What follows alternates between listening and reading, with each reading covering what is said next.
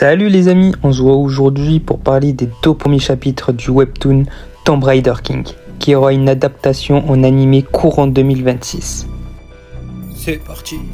Il ne veut pas mourir, surtout de cette manière. Zhongkong, 38 ans, blessé face à un monstre serpent, pense qu'il va mourir, mais nous le saurons plus tard.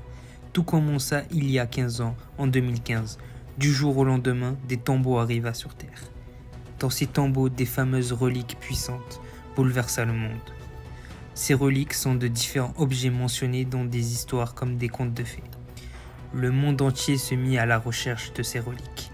Notre cher Zhongkong fut partie des personnes qui récupéra une relique puissante. C'était une dinguerie, une relique archéologique qui donna à Zhongkong la connaissance de tous les tombeaux et reliques. Mais malheureusement pour lui, les gens qui ont récupéré certaines reliques créent une société où personne d'autre ne pouvait les utiliser.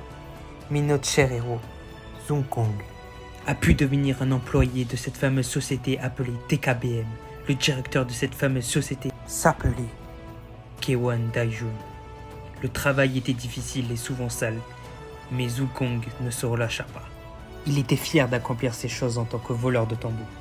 Après plusieurs années, le directeur Kwon Daijun reçut le statut de l'homme le plus puissant du monde. Grâce aux reliques volées pour lui, plus il devena puissant, plus notre cher Zhongkong était jugé par les autres. Mais un jour, Kwon Daijun prépara un piège et envoya Zhongkong et ses collègues dans un endroit mortel. Revenons dans le présent. Maintenant, les collègues de Zhongkong étaient tous morts. Il ne resta plus que lui. Il entendit une voix qu'il entendait depuis déjà 2 jours.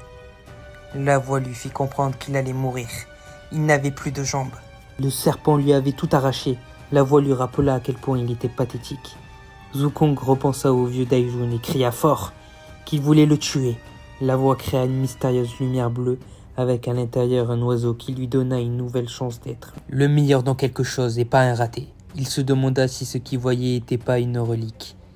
Il se réveilla avec de nouveau ses 2 jambes dans un poste de commissariat. Mais surtout, il se réveilla à l'année 2025, le 1er janvier. Voilà, je vous ai résumé ce chapitre 1. Maintenant la question c'est Tomb Raider King est-il un plagiat de Solo Leveling? Ce sera à vous de me le dire en commentaire. En tout cas, ça promet que du positif pour la suite.